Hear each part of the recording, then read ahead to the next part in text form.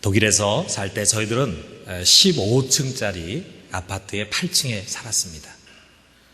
우리나라 사람들은 참 아파트를 좋아합니다. 그런데 독일 사람들은 아파트에 사는 것을 싫어합니다. 더더구나 이렇게 15층이라는 고층 아파트에 사는 사람들은 가난한 사람들이 주로 그런 아파트에서 삽니다.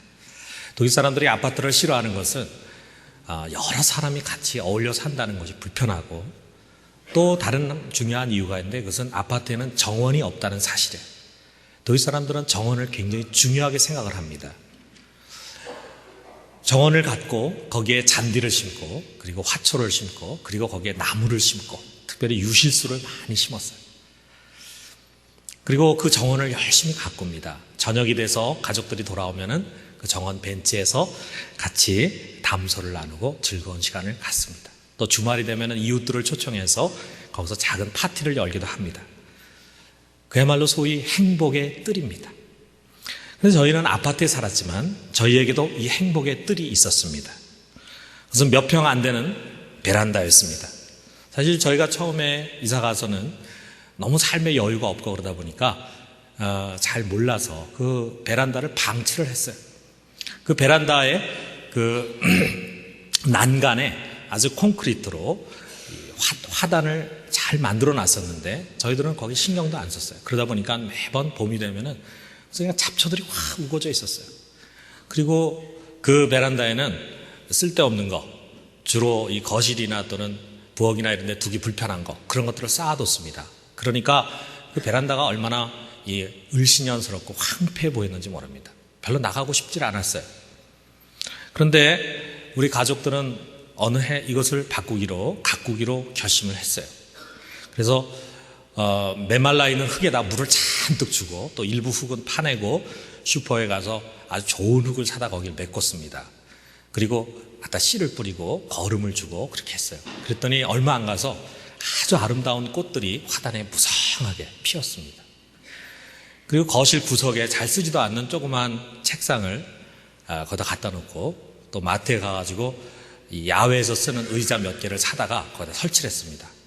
그리고 부엌에 우리 아주 오래된 야자나무가 있었는데, 큰 나무인데 그 야자나무를 밖에다 꺼내놔가지고 큰 야자 그늘이 생겼어요. 그랬더니 아주 금방 야자 밑에 작은 카페가 만들어졌습니다.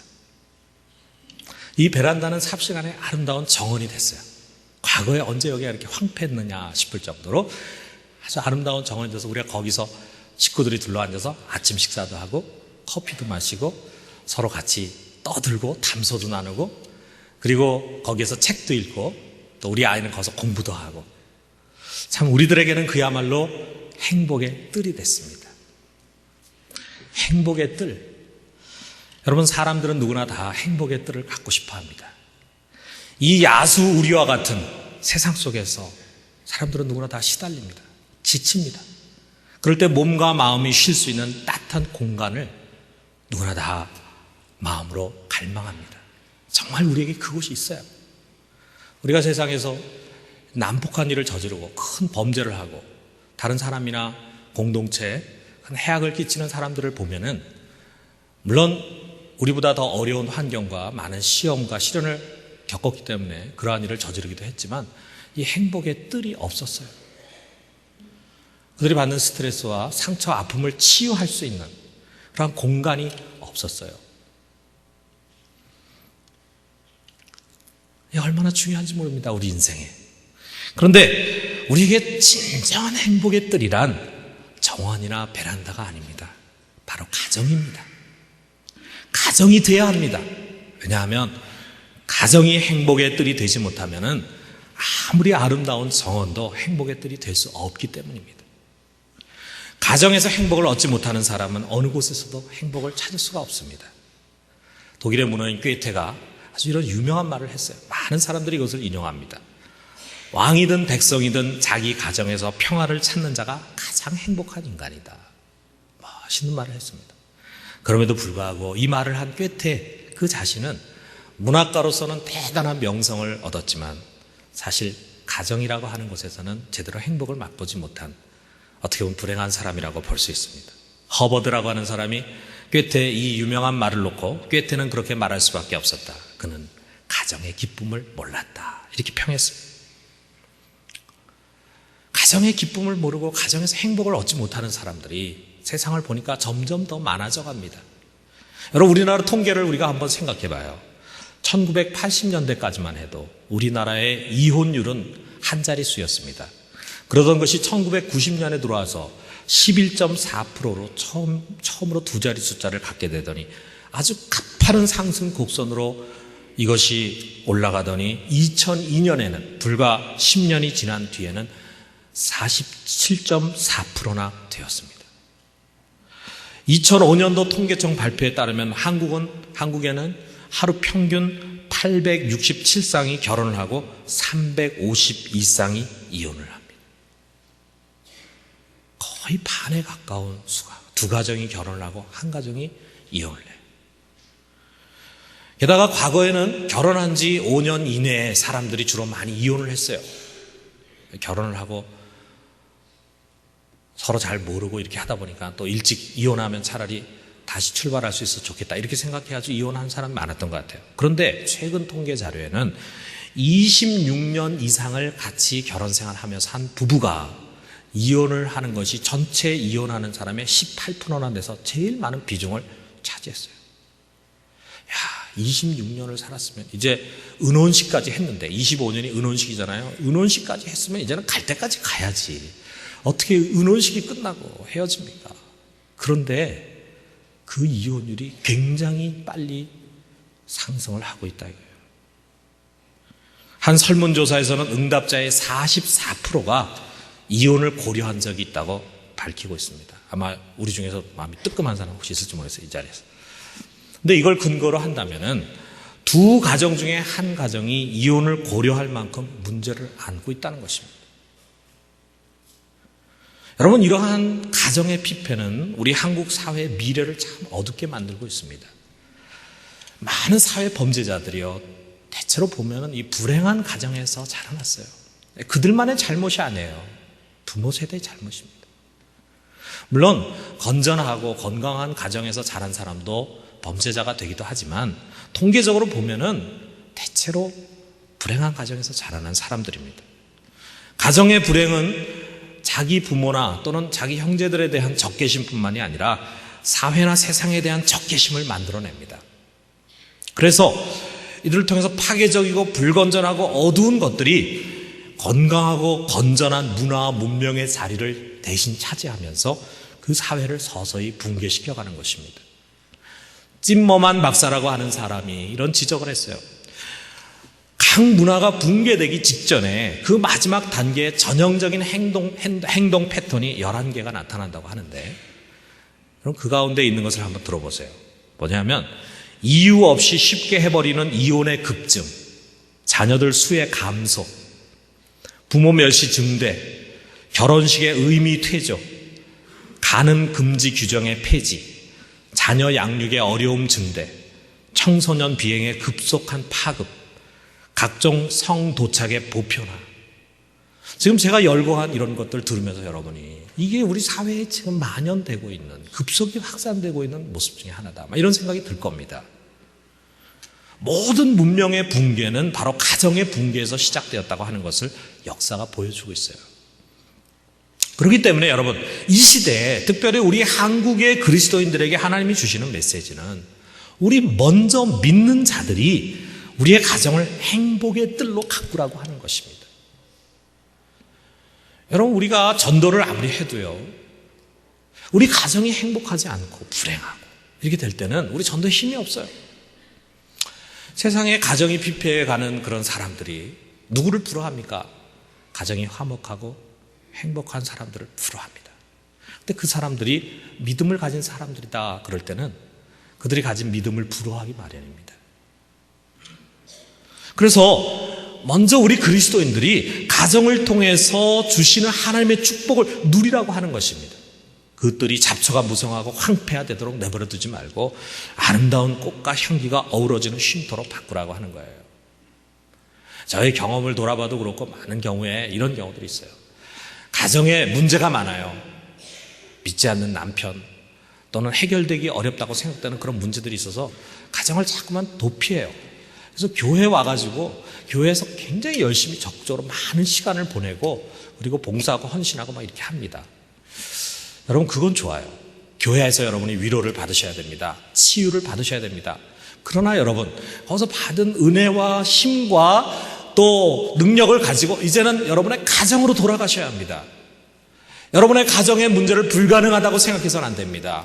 여러분 우리 하나님 앞에 드려지는 기도 앞에 불가능한 것이 어디 있습니까? 치유될 수 있습니다. 그래서 여러분의 가정을 회복시켜야 합니다. 가정 속에 있는 수많은 잡초와 엉겅퀴와 상처들을 하나님의 은혜와 능력으로 치유받아야 합니다. 그것이 우리 그리스도인들의 책임입니다. 정말 먼저 믿는 자들이 이것을 위해서 노력해야 합니다. 오늘 이 말씀은 이것을 위해서 우리가 어떻게 하는가라고 하는 것을 가르치는데, 특별히 오늘 부부관계 또 부모와 자녀의 관계를 언급하고 있지만 오늘 우리가 부부관계만을 먼저 생각해 보도록 합시다. 가정의 열쇠는 말할 나위도 없이 부부에게 있습니다. 여러분 가정이 행복해지는 것 또 불행해지고 파괴되는 것이 자녀에게 달려있지 않습니다. 부부에게 달려 있습니다. 그렇다면 성경적인 부부의 원리는 무엇인가? 우리가 18절과 19절을 우리 같이 한 목소리 한번 읽어봅시다. 아내들아 남편에게 복종하라. 이는 주 안에서 마땅하니라. 남편들아 아내를 사랑하고 괴롭게 하지 말라. 먼저 첫 번째로 하나님 말이죠. 메시지를 아내에게 주십니다. 아내들아 남편에게 복종하라. 이것을 명하십니다. 우리가 보통 아내에게 순종을 말할 때 어떤 사람들, 특히 나름대로 자기 능력이 있는 사람들, 많이 배운 사람들, 뭔가 자기 나름대로의 생각이 있다고 하는 사람들이 이런 명령은 현대인에게 어울리지 않는다고 생각을 해요. 마음을 딱 닫습니다. 여자가 왜 남자에게 복종을 해야 되느냐 이거예요. 이거는 고대 가부장적인 사회 속에서 있었던 윤리를 성경의 영향을 받아서 쓴 것이다 이렇게 생각을 합니다.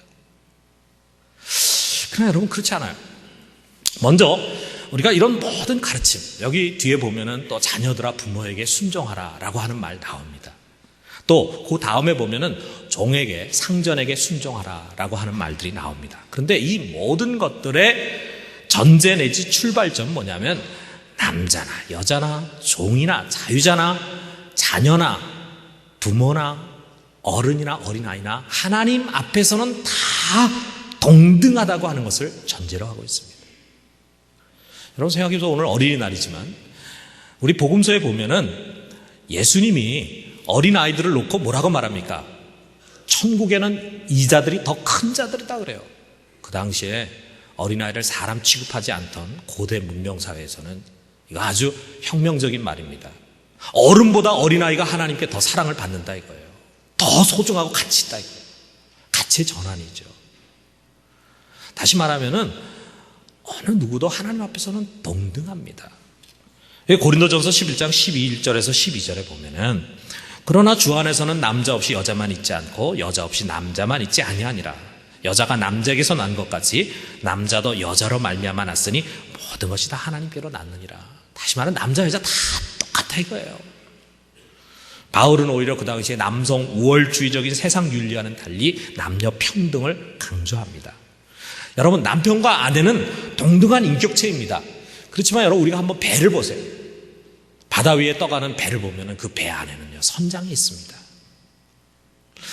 배뿐만이 아니라 우리가 몸담고 있는 크고 작은 공동체를 우리가 생각해보면, 모임을 생각해보면 그 안에는 우리가 꼭 장을 뽑습니다. 또는 총무를 뽑거나 또는 간사를 뽑아요. 그래서 그들에게 크고 작은 권위를 부여합니다. 그리고 정말 이렇게 양식이 있는 회원들은요 그들의 말을 잘 따릅니다. 만약 그게 안 되면 공동체 질서가 무너지죠. 그러니까 사람들이 모이는 공동체 속에는 질서가 있어요. 여러분 교회도 그러지 않습니까? 목사가 장로보다 높고 장로가 집사보다 높고 집사가 평신도보다 높고 이거 아니잖아요.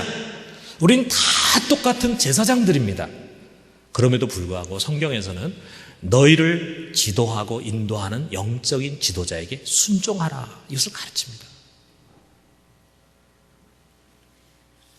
왜? 공동체 안에 질서가 있기 때문이에요. 우리 가정이라고 하는 공동체 안에도 하나님이 세운 질서가 있습니다. 질서가 뭐냐? 에베소서에 이것을 보다 구체적으로 말하고 있어요. 자, 우리 에베소서 5장 22절에서 23절로 여자 성도님들만 우리 큰 목소리를 한번 읽어봅시다. 시작. 아내들이여 자기 남편에게 복종하기를 주께 하듯 하라. 이는 남편이 아내의 머리됨이 그리스도께서 교회의 머리됨과 같음이니 그가 친히 몸의 구주시니라 그랬어요. 여러분, 이 교회의 머리가 그리스도이심을 믿으십니까? 아멘. 그렇다면 그와 똑같이 남편이 아내의 머리 된다. 우리가 이것을 믿음으로 받아들여야 합니다. 여러분, 예수님이 우리 교회의 머리 된다고 해서 우리가 부담스럽습니까? 예수님의 권위를 가지고 누릅니까? 우리를 괴롭힙니까? 오히려 예수님이 이 교회의 머리 된다는 것이 우리가 얼마나 위로가 되는지 몰라요. 얼마나 은혜가 되고 좋은지 몰라요. 그런 것처럼 남편이 우리 가정의 머리가 됩니다.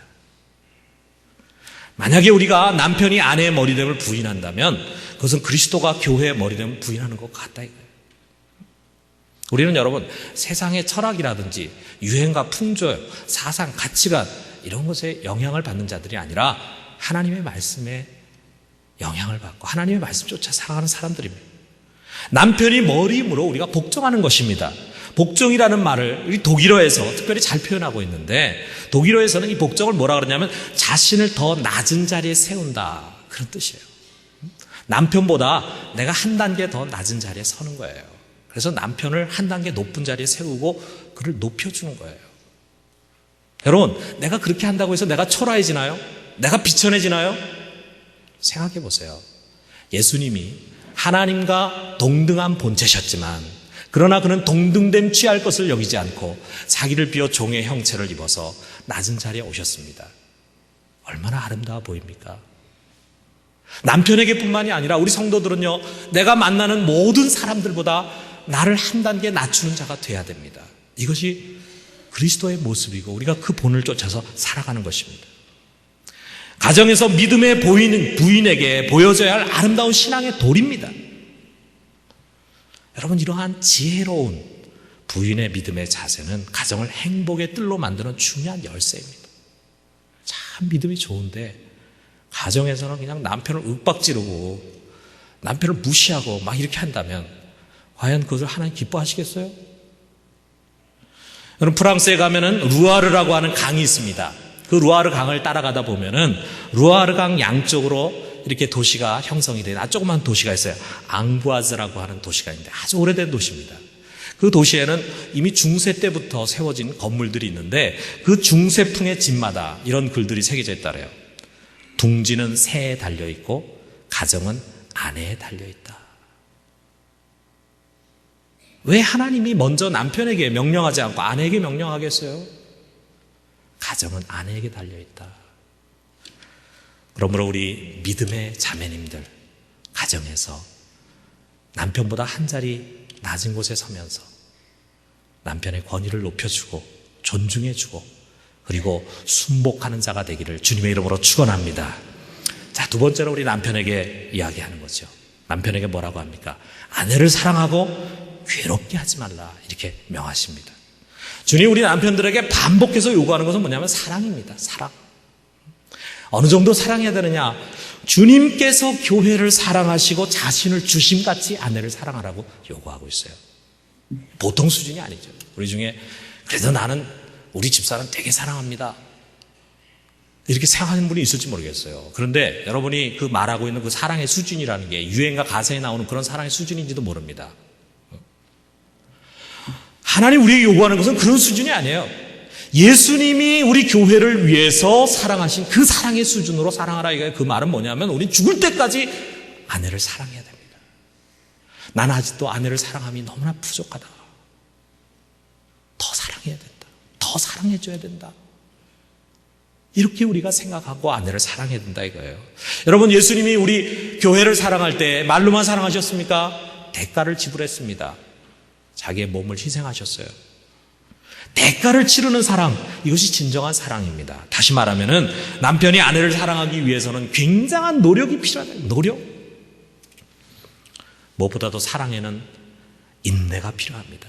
여러분, 고린도서 13장이 사랑장이잖아요. 거기 보면 사랑은 하면서 나오는데 제일 첫 번째 나오는 것이 무엇입니까? 사랑은 뭐죠? 사랑은 오래 참고. 왜 그게 첫 번째 나왔겠어요? 사랑은 참는 데서 시작이 됩니다. 여러분 보세요. 예수님이 이 세상을 만드신 분이고 왕의 권위를 가지신 분이에요. 그런데 그분이 이 세상 오셨을 때 그분을 높이고 순종하고 순복하는 사람도 있었지만 많은 사람들이 그의 권위를 인정하지 않았습니다. 그가 하나님의 아들이라는 권위를 인정하지 않았어요. 그를 대적했어요. 그를 욕했어요. 그리고 심지어는 그를 십자가에 못 박았어요. 그러한 자들을 예수님께서 어떻게 하셨습니까? 저주하셨습니까? 그러한 자들의 오래 참으셨습니다. 자기를 향해서 십자가에 못 박는 자들을 향해서, 저주하는 자들을 향해서 아버지여 저들을 용서하시옵소서. 자기가 하는 것을 알지 못합니다. 기도하셨습니다. 아내가 남편의 권위를 인정해 주지 않고 남편을 무시하고 그렇게 할 때 우리가 아내를 윽박지릅니까? 인내해야 합니다. 참아줘야 합니다. 끌어안아야 합니다. 이것이 사랑입니다. 여러분 참을성이 없이 혈기충천한 남편, 덜컥덜컥 화 잘 내고 큰 소리치는 남편과 함께 사는 아내의 공통점이 뭐냐면 간이 콩알만해진다는 거예요. 이게 문제입니다. 간이 콩알만해. 우리 교회 간 박사도 계시지만 여러분 간이 우리 몸에 얼마나 중요합니까? 그런데 그 간이 쭈그러들어 가지고 콩알만해지면은 병자가 되는 거예요. 병이 되는 거예요. 병이 되는 거예요.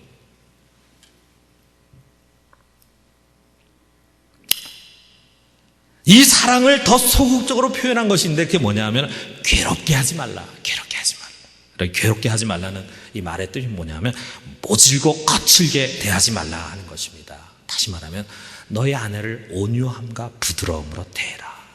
온유함과 부드러움으로 대하는 것은 상대방에 대한 착한 존경의 태도입니다. 여러분 벌써 목사님을 존경한다 그러면 벌써 와서 말 한마디 행동 하나가 참 부드럽고 온유한 마음으로 대하려고 하죠. 존경하니까, 사랑하니까 그와 같이 아내를 대하라 이거예요. 왜 그렇습니까? 아내는 더 연약한 그릇이기 때문입니다. 자, 우리 베드로전서 3장 7절. 이번에 우리 형제들만 우리 같이 한번 읽읍시다. 시작. 남편 된 자들아 이와 같이 지식을 따라 너희 아내와 동거하고 저는 더 연약한 그릇이요 또 생명의 은혜를 유업으로 함께 받을 자로 알아 귀히 여기라. 이는 너희 기도가 막히지 아니하게 하려 함이라. 자, 우리 현대인의 성경에 이것을 좀 더 쉽게 푼 것이 있는데 뭐냐면 남편 된 여러분은 아내를 잘 이해하며 함께 살아가십시오. 아내는 더 연약한 그릇이며 은혜로 주시는 영원한 생명을 함께 누릴 반려자라 알고 소중하게 여기십시오. 이것은 여러분의 기도 생활이 방해를 받지 않기 위해서입니다. 아내는 깨지기 쉬운 그릇이에요. 그것은 여자의 기질입니다. 장점일 수도 있고 약점일 수도 있어요. 그러나 여자의 기질입니다. 여러분 남편의 퉁명스럽고 모진 말은 여자를 가슴앓이하게 만듭니다. 그리고 그것이 쌓이고 쌓여서 한이 됩니다. 여러분 한이 되면 어떻게 되는지 아세요? 여러분 남편이 힘있고 그럴 때는 꼼짝없이 숨어 지내는 것 같지만 나중에 남편이 힘이 없고 늙으면은 그때 이제 복수하기 시작합니다. 여러분. 네. 여러분 남자들 우리 되로준 거 그때는 말로 받습니다. 조심해야 됩니다. 더더구나 이제는 은혼식까지 치르고 난 다음에도 이혼할 수 있는 가능성이 있어요. 여러분. 예.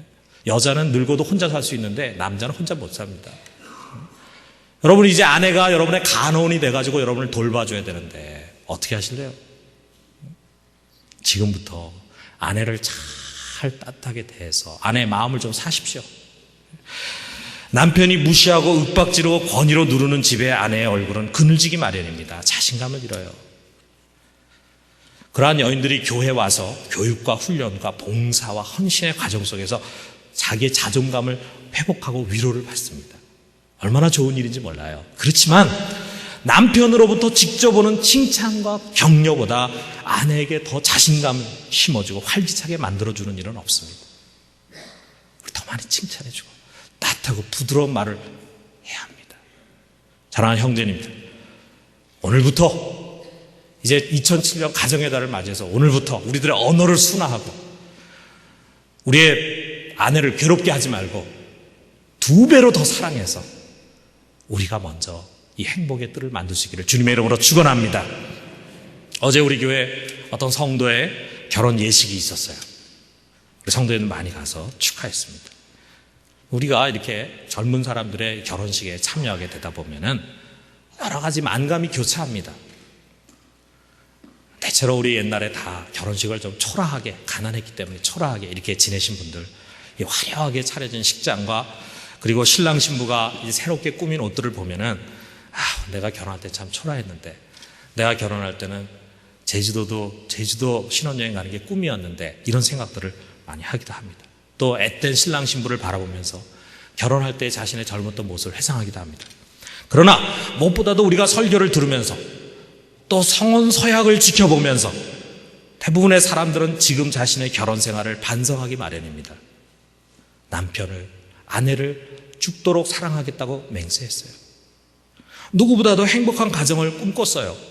그렇지만 10년이 지나고 20년이 지나고 30년이 지나면서 그것은 그저 과거의 일시적인 꿈에 불과했다고 하는 푸념을 늘어놓습니다. 가꾸어졌어야 할 행복의 뜰에는 잡초만 무성하고 상처와 아픔과 깊은 관계의 골로 가득 차 있습니다. 사랑하는 성도 여러분, 그러나 우리는 얼마든지 다시 시작할 수 있습니다. 우리가 진정 하나님의 말씀으로 돌아가고 세상의 원리를 쫓아 가정생활을 하는 것이 아니라 하나님의 말씀을 쫓아 가정생활을 하려고 한다면, 아내의 위치에, 남편의 위치에 서서 주께서 우리에게 명하신 대로 하려고 노력한다면 성령은 우리를 도우실 것입니다. 우리가 그렇게 할 수 있도록, 우리 가정을 회복할 수 있도록 도와주실 것입니다. 여러분, 우리의 가정은 행복의 뜰이 돼야 합니다. 그러나 그것은 결코 자연적으로 되는 것이 아닙니다. 여러분, 잡초라는 걸 생각해 보세요. 잡초는 내가 심지 않았지만 어디선가 날라와가지고 무성하게 금방 자랍니다. 잡초는 우리가 심을 필요가 없어요. 그러나 좋은 꽃은 저절로 자라지 않습니다. 내가 매일 물을 주고 가꾸고 돌봐야 합니다. 여러분, 우리의 가정을 잡초가 우거진 황무지로 만들려면 수고할 필요가 없습니다. 그냥 놔두면 저절로 돼요. 내 본능대로, 나 좋은 대로 말하고 행동하면 돼요. 그러면 금방 우리 가정은 황무지가 되고 잡초가 무성한 불행의 처소가 됩니다. 그러나 그것이 행복의 뜰이 되려면 노력해야 합니다. 가꿔야 합니다. 우리 한국 최초의 여성 변호사면서 참 믿음이 좋으시면서 우리 주로 가정을 많이 상담한 이태영 여사, 여러분 많이 아실 것입니다. 그분이 가정의 행복은 누가 창조하나라고 하는 글에서 이렇게 말했어요. 가정은 화초와 같다. 탐스럽고 예쁜 꽃일수록 많은 정성과 수고가 있어야 하듯이 행복한 가정을 꾸미려면 하루도 쉬지 않고 가꾸는 노력이 있어야 한다.